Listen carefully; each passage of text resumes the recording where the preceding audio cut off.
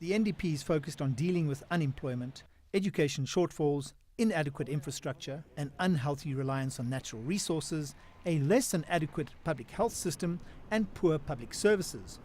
These goals appear to be at odds with the raft of new legislation and regulations that have gone through the parliamentary process recently. Those laws range from new employment equity and black economic empowerment rules to legislation affecting the mines, the oil industry, the security industry, and very much commercial agriculture and land. Politics and legislation aside, there are some economic imperatives. The government plans to spend around $84 billion to develop the country's infrastructure in the next 3 years, because it sees the infrastructure development program as a major source of industrialization. One specific component is the infrastructure spending, because it does form a very big part of the NDP plans. We underspending by about 25 to 30% in some areas. It's not across the board. Certain areas are doing better.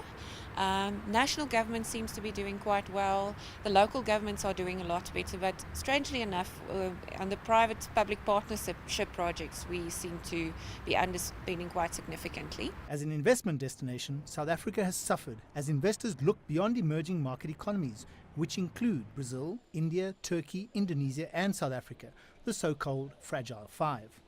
I fear that the investors will obviously see the National Development Plan as a more positive strategy. The more you look into it, the more it begins to unravel as to how positive it is.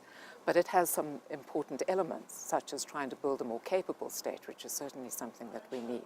In terms of the nuts and bolts of the plan, there is one other worrying aspect. The challenge is that the implementation in a lot of places is already falling short, and we're falling behind as we speak. The National Development Plan is seen as the country's economic blueprint. However, there are conflicting views as to whether those targets will be met. I'm Angelo Coppola for CCTV in downtown Johannesburg.